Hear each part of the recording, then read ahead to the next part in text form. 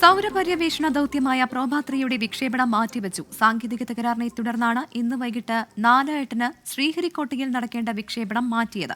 നാളെ വൈകിട്ട് 4:12 വിക്ഷേപിക്കുമെന്ന് ISRO അറിയിച്ചു.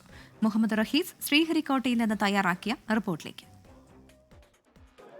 ബഹിരാകാശ രംഗത്ത് വലിയ ഒരു ചരിത്രം എഴുതാനുള്ള ഇന്ത്യയുടെ കുതിപ്പിനാണ് ഇപ്പോൾ ചെറിയ തോതിൽ തിരിച്ചടി നേരിട്ടിരിക്കുന്നത്. ശ്രീഹരിക്കോട്ടയിൽ നിന്നും ഇന്ന് വൈകിട്ട് 4:08 യൂറോപ്യൻ ബഹിരാകാശ ഏജൻസിയുടെ ഇരട്ട സാറ്റലൈറ്റ് ദൗത്യമായ പ്രോബ-3 PSLV C-59 ഉപയോഗിച്ച് വിക്ഷേപിക്കുമെന്നായിരുന്നു നമുക്ക് അറിയിപ്പ് ലഭിച്ചിരുന്നത്. പക്ഷേ അല്പസമയം മുൻപ് ഏതാണ്ട് കൗണ്ട് ഡൗൺ തീരാൻ 45 മിനിറ്റ് മാത്രം ബാക്കി നിൽക്കെയാണ് ഇപ്പോൾ ഇത്തരത്തിൽ ഈ ദൗത്യവുമായി മുന്നോട്ട് പോകാൻ ഇന്ന് കഴിയില്ല എന്ന് ISROയുടെ ഭാഗത്തു നിന്നുള്ള അറിയിപ്പ് ലഭിച്ചിരിക്കുന്നത്.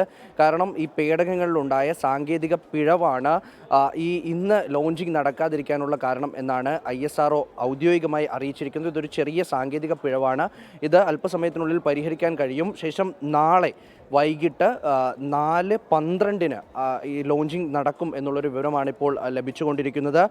ഇന്ത്യയെ സംബന്ധിച്ചിടത്തോളം ഈ പ്രോബ-3 ദൗത്യം അല്ലെങ്കിൽ ISROയെ സംബന്ധിച്ചിടത്തോളം അതിൻ്റെ ഒരു ഏറ്റവും ചരിത്ര ലിപികളിൽ എഴുതി വെക്കാൻ കഴിയുന്ന തരത്തിലുള്ള വലിയ ദൗത്യമായിരുന്നു. ഈ സൂര്യൻ്റെ കൊറോണയെ സംബന്ധിച്ച് പഠിക്കുക എന്നാൽ വലിയ ഒരു ദൗത്യം തന്നെയാണ്. അതിനെ സംബന്ധിച്ച് പഠിച്ച് അതിൻ്റെ കൂടുതൽ വിവരങ്ങൾ പുറത്തെത്തിക്കാനുള്ള ഒരു ദൗത്യവുമായിട്ടാണ് നീങ്ങുന്നത്. യൂറോപ്പിൻ്റെ ഇരട്ട ഉപഗ്രഹങ്ങൾ അല്ലെങ്കിൽ പേടകങ്ങളൊക്കെ വഹിച്ചുകൊണ്ടുള്ള ഒരു ദൗത്യമാണ് നടക്കേണ്ടിയിരുന്നത്. പക്ഷേ അതിന് ഇപ്പോൾ സാധിക്കുന്നില്ല, താൽക്കാലികമായെങ്കിലും സാധിക്കുന്നില്ല എന്ന് പറയേണ്ടി വരും. ഒപ്പം തന്നെ ഈ കൊറോണയെക്കുറിച്ച് പഠിക്കുക എന്നാൽ അവിടെ ഒരു കൃത്രിമമായിട്ടുള്ള സൂര്യഗ്രഹണം ഉണ്ടാക്കിയെടുക്കുക എന്നുള്ളതാണ് ഈ ദൗത്യത്തിൻ്റെ ഏറ്റവും പ്രധാനമായിട്ടുള്ള ഒരു ലക്ഷ്യം.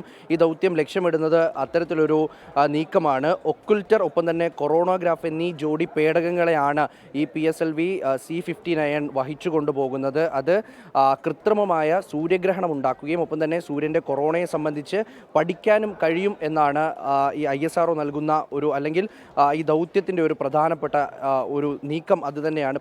ശ്രീഹരിക്കോട്ടയിൽ നിന്നും ക്യാമറാമാൻ ശ്രീകാന്ത് ഗൗരീശപട്ടത്തോടൊപ്പം മുഹമ്മദ് റഹീസ്, 24.